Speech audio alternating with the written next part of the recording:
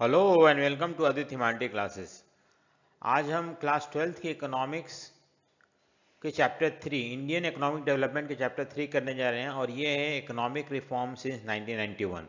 इसमें हम जो टॉपिक कवर करेंगे, इंट्रोडक्शन क्या है इसके, रीजन फॉर इकोनॉमिक रिफॉर्म, क्या course of action government of India ने लिया था, मेन पॉलिसीज क्या था, लिबरलाइजेशन, प्राइवेटाइजेशन, ग्लोबलाइजेशन, और इसके हम अप्राइजल करेंगे, इसके प्लस और एडवांटेज और डिसएडवांटेज डिस्कस करेंगे। हम शुरू करते हैं।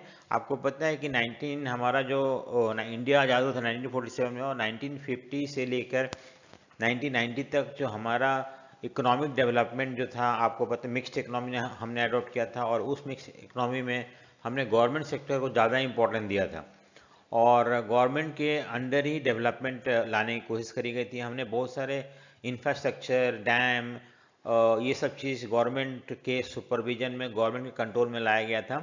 लेकिन और ऐसी हम इसको नेगलेक्ट नहीं कर सकते हैं कि ऐसा डेवलपमेंट नहीं हुआ था इंडिया में, बहुत ज़्यादा डेवलपमेंट हुआ था। बेसिक इंफ्रास्ट्रक्चर डेवलप हुआ था इंडिया में, जिसकी बेसिस पे हम आगे जाके अपने कंट्री को डेवलप कर पाए। लेकिन ये जो जो स्टेट कंट्रोल डेवलपमेंट था, वो आगे 80s में हम जाके इसमें बहुत सारे कमियां आना शुरू हो गया, और उसकी वजह से हमें कुछ प्रॉब्लम फेस करना पड़ा। और ये प्रॉब्लम को ओवरकम करने के लिए हमने न्यू इकोनॉमिक पॉलिसी अडॉप्ट किया था। क्या क्या प्रॉब्लम था जो कि 1980s में इंडियन इकोनॉमी फेस कर रहा था। और एक तो पहला है poor performance of public sector, यानी कि जो गवर्नमेंट सेक्टर थे, गवर्नमेंट कंट्रोल्ड इंडस्ट्रीज थे, वो इंडस्ट्री उतना अच्छा काम नहीं कर रहा था। उनके क्वालिटी जो थे वो उतना अपडेट नहीं था। दूसरी बात है कि टेक्नोलॉजी अपडेट नहीं था। जो जो पॉपुलेशन तो बढ़ रहा था, लेकिन उस हिसाब से हमारा प्रोडक्शन नहीं हो रहा था। तो ये सब चीज़ का प्रॉब्लम था हमारे सामने। और ये भी एक कारण है कि हमने न्यू इकोनॉमिक पॉलिसी अडॉप्ट किया था। क्या है उसमें हम देखेंगे। दूसरा जो है deficit in balance of payment. Balance of payment मतलब क्या होता है कि एक्सपोर्ट और इंपोर्ट का डिफरेंस को बैलेंस ऑफ पेमेंट बोलते हैं। अगर मान लो कि हमारा एक्सपोर्ट कम होता है और इंपोर्ट ज़्यादा होता है, then there is a deficit, and that deficit of balance of payment भी हमारे इंडिया में 1980s में देखने को मिल रहा था। तो ये भी एक नुकसान है कंट्री के लिए। और इन्फ्लेशन प्रेशर मतलब होता है कि चीज़ों का जनरल प्राइस लेवल बढ़ रहा था, और इससे जो फिक्स्ड सैलरी क्लास के लोग होते हैं या पुअर लोग होते हैं वो सफ़र करते हैं। तो ये भी एक प्रॉब्लम था हमारे सामने। Fall in foreign exchange rate, foreign exchange rate जो है वो गिर रहा था। फॉरेन एक्सचेंज रेट गिरने की वजह से इंडिया को नुकसान हो रहा था, और ये भी एक प्रॉब्लम था। डेट डेट मतलब कर्जा बहुत ज़्यादा था हमारे पास। उस कर्जे का इंटरेस्ट देना पड़ता था। इंटरेस्ट देने की वजह से हमारा जो बजट में बहुत ज़्यादा पैसा एलोकेट किया जाता था, specially to meet the interest of these debt. और जो गवर्नमेंट का मैनेजमेंट था इनएफिशिएंट था, करप्शन था, रेड टैपिज्म था। ये सारे प्रॉब्लम की वजह से हमारा इकोनॉमी बहुत स्लो डाउन हो गया था 1990s में। ठीक है। 80s में हम देखते हैं, लेट 80s में। तो दूसरी बात है कि हमारे पास फॉरेन एक्सचेंज था नहीं। हमने जो लोन ले रखा था बाहर के कंट्री से, उसको इंटरेस्ट चुकाने के बाद हमारे पास फॉरेन एक्सचेंज नहीं था। दूसरी बात है कि फॉरेन एक्सचेंज बहुत ज़रूरत होता है जब हम कोई भी कंट्री डेवलपिंग स्टेज में होता है, क्योंकि हमें टेक्नोलॉजी मंगाना होता है दूसरे कंट्री से। तो हमने हमें हमें किसी भी तरह से चाहिए था। हमारे पास सिर्फ 15 डेज का फॉरेन एक्सचेंज बचा हुआ था, सिर्फ 15 डेज का। और उसके बाद क्या होता है, पेट्रोल मंगाना है किसी भी तरह से। तो हमने IMF सब जगह गए, लेकिन उन्होंने मना कर दिया। तो IMF और वर्ल्ड बैंक जो थे वो एग्री हो गए कि ठीक है हम लोन देंगे। वर्ल्ड बैंक को ही हम international bank for reconstruction and development बोलते हैं। एक नंबर क्वेश्चन आ सकता है। IMF मतलब इंटरनेशनल मॉनेटरी फंड। इन्होंने हमें 7 बिलियन पाउंड दिया एज ए लोन, लेकिन उन्होंने कुछ कंडीशन रखा। कंडीशन क्या था कि हमें अपने इकोनॉमी को ओपन अप करना पड़ेगा, हमें लिबरलाइजेशन, प्राइवेटाइजेशन को अडॉप्ट करना पड़ेगा, और यही कंडीशन जो था। और हमें लोन इमीडिएटली चाहिए था, तो हमें हमें अपने इकोनॉमी में चेंजेस लाना पड़ा। उस चेंजेस को हम इकोनॉमिक रिफॉर्म बोलते हैं। किस तरह का चेंजेस? हमें स्टेट कंट्रोल्ड इकोनॉमी को ओपन अप करके लिबरलाइजेशन, प्राइवेटाइजेशन और ग्लोबलाइजेशन अडॉप्ट करना था। यही हमारा इकोनॉमिक रिफॉर्म है, न्यू इकोनॉमिक पॉलिसी है। इसको NEP बोलते हैं हम, जो कि 1991 जुलाई में शुरू हुआ था। और इसमें इसका जो था कि हमें हमें बेसिकली इसका ऑब्जेक्टिव यही था कि एक कॉम्पिटिटिव एनवायरनमेंट क्रिएट करना था, जहाँ पे कि इंडियन जो जो इंडस्ट्री है, इंडियन जो प्रोडक्ट है, वो बाहर के कंट्री के प्रोडक्ट से compete कर पाए। और जो जो बैरियर था entry of growth of form in India, बाहर के पैसा इंडिया में लग सके, बाहर के प्रोडक्ट जो है इंडिया में आके बेच सकें, हम कहीं भी जाके बेच सकें।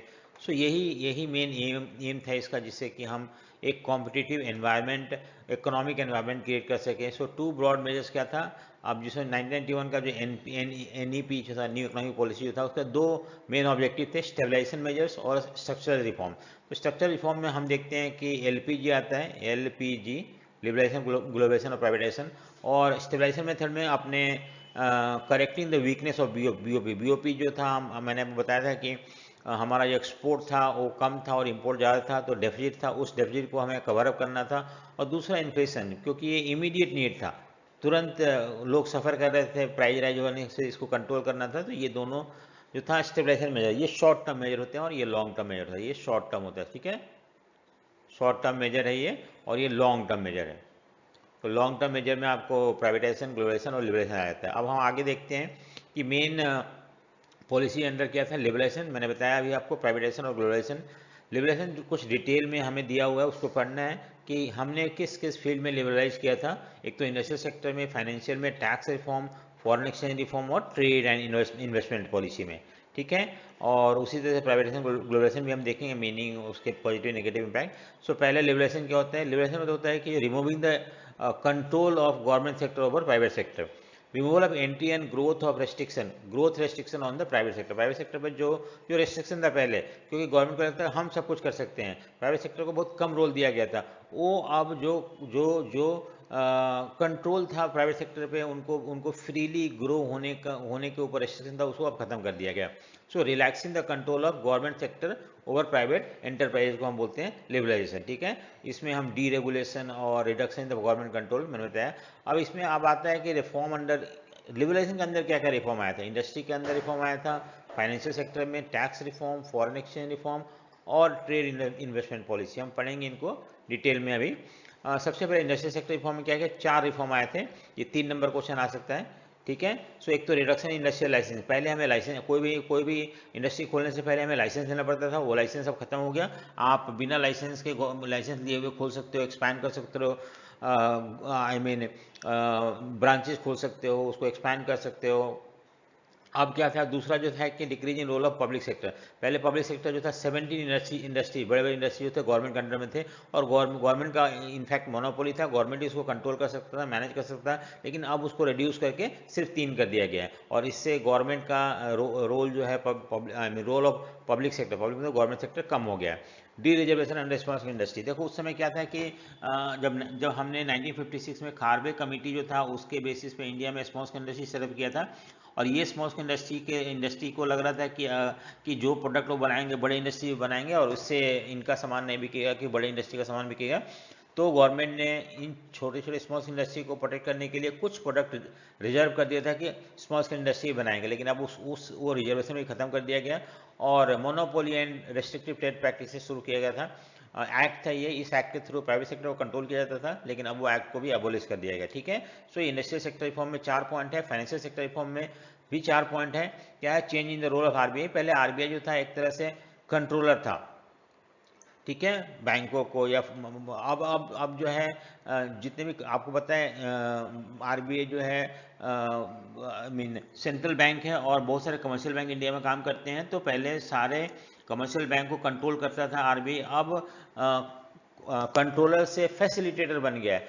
उसे एक ऐसा एनवायरनमेंट क्रिएट करना जहाँ पे कि बाकी कमर्शियल बैंक अपने आप को फ्रीली वर्क कर सकें, ठीक है। सो ये भी एक चेंज आया था। ओरिजिन ऑफ प्राइवेट में, पहले इंडिया में प्राइवेट बैंक नहीं हुआ करते थे, अब प्राइवेट बैंक भी आ गए हैं, जैसे एक्सिस बैंक हो गया, आईसीआईसी बैंक हो गया, एचडीएफसी बैंक हो गया। सो प्राइवेट बैंक का भी काम इंडिया आई मीन खुल गया। अब ये भी एक चेंज आया था। Increase in the limit of FDI, अब बैंकों, अब जो प्राइवेट बैंक इंडिया में आ रहे हैं उनमें फॉरेन डायरेक्ट इन्वेस्टमेंट जो है 51% से ज़्यादा भी 50% से ज़्यादा भी बाहर के कंपनी इन्वेस्ट कर सकता है, और इस तरह से उसका ओनरशिप बन सकता है या मालिक बन सकता है। तो ये पहले नहीं था। ईज ऑफ एक्सपांसन प्रोसेस, पहले बैंकों का एक्सपांसन के लिए बहुत ज़्यादा दिक्कत होता था, उन्हें गवर्नमेंट से परमिशन लेना पड़ता था। लेकिन अब ऐसा परमिशन कुछ नहीं है, अब इजीली जितने भी ब्रांचेस हो चाहे वो एक्सपैंड कर सकते हैं। नेक्स्ट है टैक्स रिफॉर्म। टैक्स रिफॉर्म में आपको पता है 2 तरह के टैक्स होते हैं, direct indirect taxes. Direct tax मतलब जिस पे लगाया जाता है उसी को देना होता है। सो और इनडायरेक्ट टैक्स होता है बर्डन कैन बी शिफ्टेड। यहाँ बर्डन हम शिफ्ट नहीं कर सकते हैं डायरेक्ट टैक्स में, यहाँ पे बर्डन को हम शिफ्ट कर सकते हैं, ठीक है। इसमें डायरेक्ट टैक्स में इनकम टैक्स होता है, उसके बाद इनडायरेक्ट टैक्स में आपका कमोडिटी टैक्स जो होता है, जैसे कि मान लो प्रोडक्ट गवर्नमेंट ने लगाया तो बेचने वाले उसको क्या करते हैं प्राइस में ऐड करके कंज्यूमर पे शिफ्ट कर देते हैं, लेकिन यहाँ पे जिस पे लगाया जाता है वही देता है। और टैक्स रिफॉर्म में क्या था, रिडक्शन इन टैक्सेस, पहले बहुत सारे टैक्सेस था, अब टैक्स कम कर दिया गया जिससे कि लोग टैक्स पे करें। Reform in the indirect taxes, indirect taxes मतलब बहुत सारे इनडायरेक्ट टैक्सेस लगते थे, लेकिन अब उनको सबको एक में कर दिया गया, उसको जीएसटी बोला जाता है। और पहले टैक्स भरने का simplification of tax of process, पहले टैक्स पे करने का बहुत ही कॉम्प्लिकेटेड प्रोसेस था जो कि बहुत सारे लोगों को बहुत दिक्कत आती थी, उन्हें सीए की मदद लेनी पड़ती थी, लेकिन अब हम ऑनलाइन भी टैक्स पे कर सकते हैं बहुत आसानी से, ठीक है। फॉरेन एक्सचेंज रिफॉर्म में क्या आता है, डिवैल्यूएशन ऑफ इंडियन करेंसी। आपको पता है 1991 में हमने अपने करेंसी के वैल्यू को कम कर दिया था, कम करने की वजह से हमारा प्रोडक्ट जो था फॉरेन मार्केट में सस्ता हो गया था, और सस्ता होने से हमारा एक्सपोर्ट बढ़ गया था। इस तरह से हमारा जो फॉरेन एक्सचेंज रिजर्व की कमी थी उसको हमने दूर करने की कोशिश करी थी। और market determination of exchange rate, market आप पहले क्या था, गवर्नमेंट डिसाइड करता था क्या एक्सचेंज रेट होगा, अगर 60 रुपीज इक्वल टू $1 होगा, ये गवर्नमेंट डिसाइड करता था। लेकिन अब क्या, मार्केट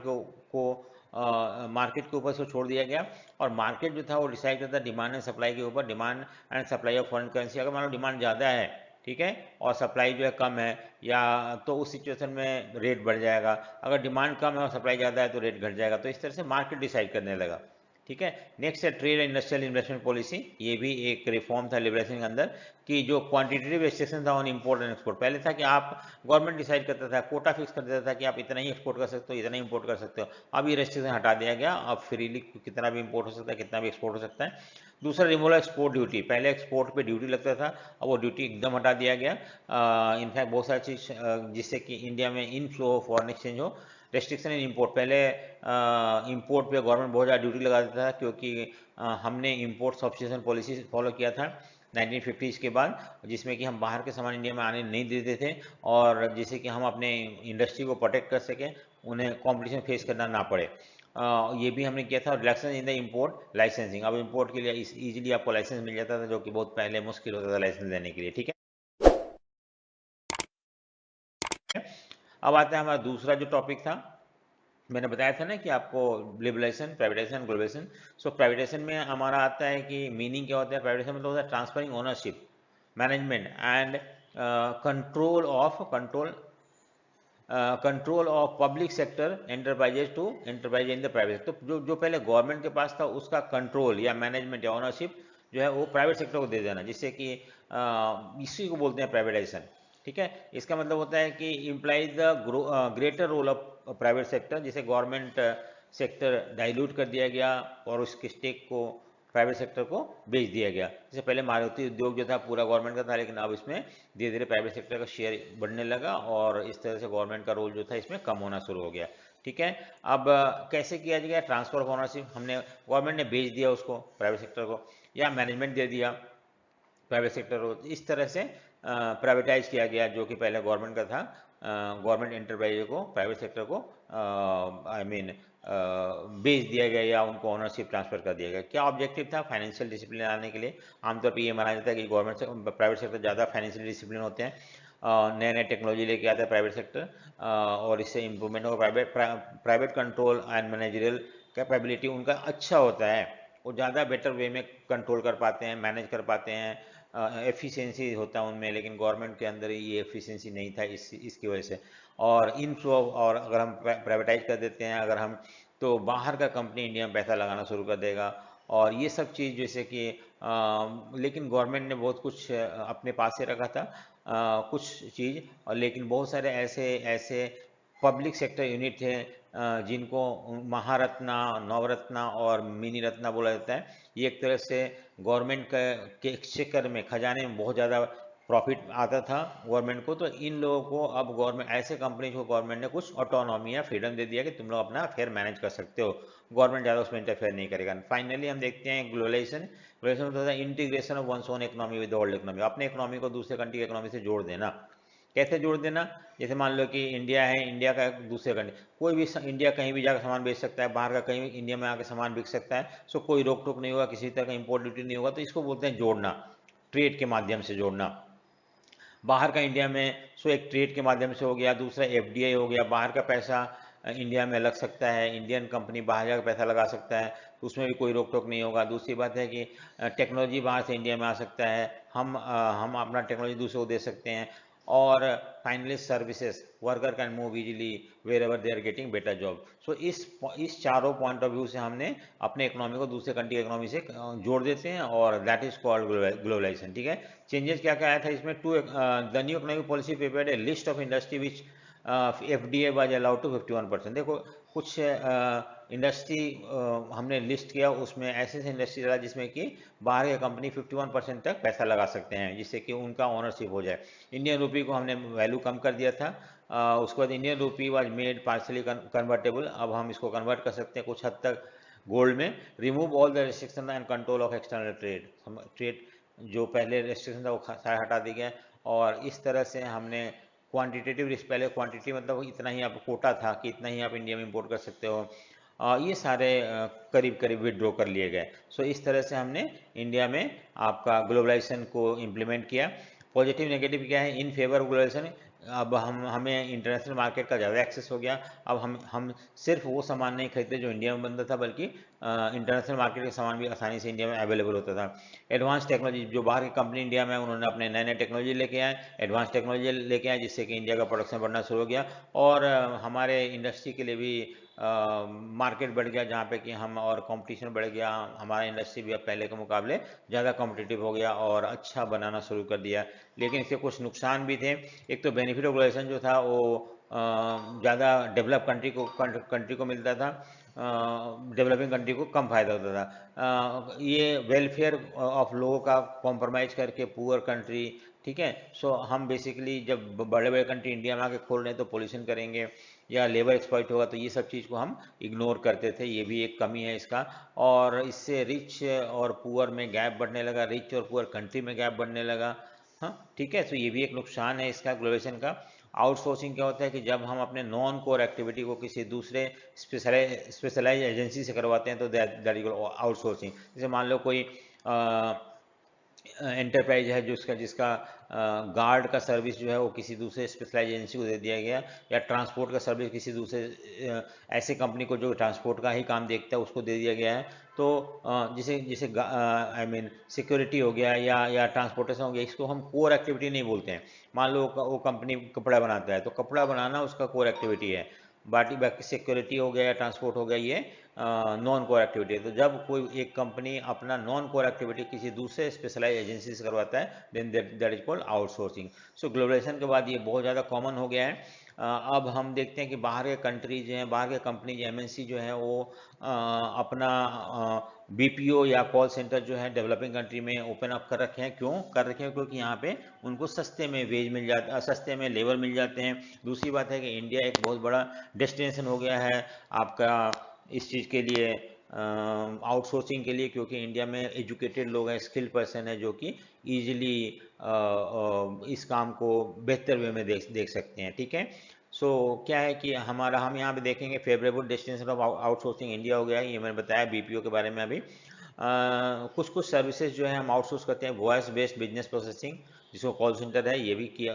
रिकॉर्ड कीपिंग हो गया, अकाउंटिंग हो गया, फिल्म एडिटिंग हो गया, म्यूजिक, ये सारे आउटसोर्स किया गया। अब आता है हमारे पास next topic, world trade organization. ये पहले वर्ल्ड में 1948 में गैट बनाया गया था, general agreement on trade and tariff. और उसको अब 19 तो ये ग्लोबल ट्रेड को सुपरवाइज करता था। इसमें 23 कंट्री थे, लेकिन 1995 में इसी के गैट को हमने रिप्लेस करके डब्ल्यूटीओ बनाया है। और डब्ल्यूटीओ जो है एक सक्सेसर ऑर्गेनाइजेशन ऑफ गैट है। ठीक है, इसके फंक्शन क्या है? एक तो ट्रेड को it create environment where international trade can take place easily. उसके बाद ट्रेडिंग सिस्टम रूल्स बनाता है जो कि हर कंट्री जो कि ग्लोबलाइजेशन का पार्ट है उसको मानता है, otherwise such countries are penalised और दे आर पनिश्ड। ठीक है, so to encourage production and trade of business services, protect environment, ये सारे कुछ काम फंक्शन है इसके। ठीक है, अब आता है कि should India adopt be the member globalisation. कुछ लोग बोलते हैं कि इंडिया को मेंबर नहीं बनना चाहिए, इसलिए नहीं बनना चाहिए क्योंकि ग्लोबलाइजेशन की वजह से आई मीन ग्लोबलाइजेशन जब शुरू हुआ तो जो इसका ज़्यादा जो प्रॉफिट है वो प्रॉफिट डेवलपिंग कंट्री के पास जा रहा है, ना कि डेवलप कंट्री के पास आ रहा है। सॉरी, डेवलपिंग कंट्री को ज़्यादा फायदा हो रहा है ग्लोबलाइजेशन की वजह से, डेवलपिंग कंट्री को कम हो रहा है। सो इंडिया एक डेवलपिंग कंट्री है तो इंडिया को कम फायदा हो रहा है। दूसरी बात है develop country I mean developing country are being cheated. क्यों चीट हो रहे हैं वो लोग? क्योंकि क्या होता है कि डेवलप कंट्री हमें फोर्स करते हैं अपने इकोनॉमी को ओपन अप करने के लिए, लेकिन जब हम उनके कंट्री में जाते हैं सामान बेचने के लिए तो वो बहुत सारे इधर उधर कुछ ना कुछ करके हमें हमारे प्रोडक्ट को वहाँ एक्सेस नहीं देते हैं। जैसे for example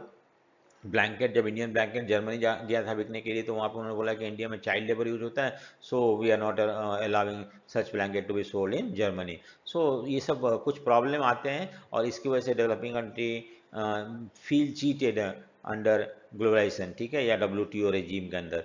so argument in favour economic reform क्या है? तो सबसे पहला तो ये है कि हमारा GDP ग्रो होने लगा है बहुत ज़्यादा। पहले जो था 80 में 5 पॉइंट आई मीन ये जो था आपका 5.6% था, जो कि बढ़ के 7.2% हो गया है। इनफ्लो ऑफ फॉरेन इन्वेस्टमेंट जो था 1990 में 17 बिलियन था US$, लेकिन वो 1914-15 में बढ़ के 45.14 बिलियन हो गया। So this is also again positive point है ये हमारा।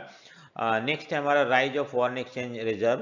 पहले फॉरेन एक्सचेंज रिजर्व 6 बिलियन था 1990 में US$, अभी 321 बिलियन हो गया है। तो ये भी एक इम्प्रूवमेंट है हमारा।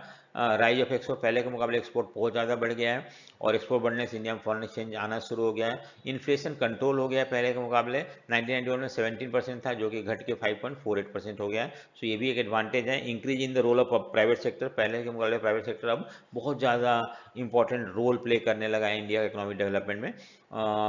ठीक है, कुछ क्रिटिसिज्म भी है इसका। एक तो पहला क्रिटिसिज्म ये है कि ग्रोइंग अनएम्प्लॉयमेंट, हालांकि ग्रोथ GDP बढ़ तो रहा है लेकिन एम्प्लॉयमेंट घट रहा है, क्योंकि इसको जॉबलेस ग्रोथ बोलते हैं, क्योंकि अब ज़्यादातर चीज़ें टेक्नोलॉजी के थ्रू होने लगा है और ह्यूमन लेबर का डिमांड पहले के मुकाबले कम होने लगा है।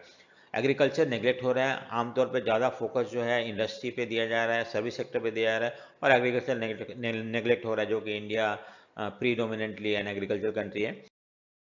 इकोनॉमिक चेंजेस जो अब क्या है कि ये it has led to increase in the gap between rich and poor has increase, और डेवलपिंग और डेवलप कंट्री के बीच में भी गैप इंक्रीज होने लगा है। That is another defect. Health और एजुकेशन जो है वो नेग्लेक्ट हुआ है ड्यूरिंग रिफॉर्म पीरियड। हालांकि no doubt infrastructure in health and education पहले के मुकाबले बढ़ा है, लेकिन ये प्राइवेट सेक्टर में बढ़ा है, और प्राइवेट सेक्टर जो है they sell their product in the market, so poor people और those who do not have purchasing power they suffer a lot. So development of health and education का जो जो जो फायदा है that is not reaching to everybody including poor के लिए। तो सो अगर आपको ये वीडियो पसंद आए तो लाइक शेयर एंड सब्सक्राइब जरूर करें। So thank you for watching.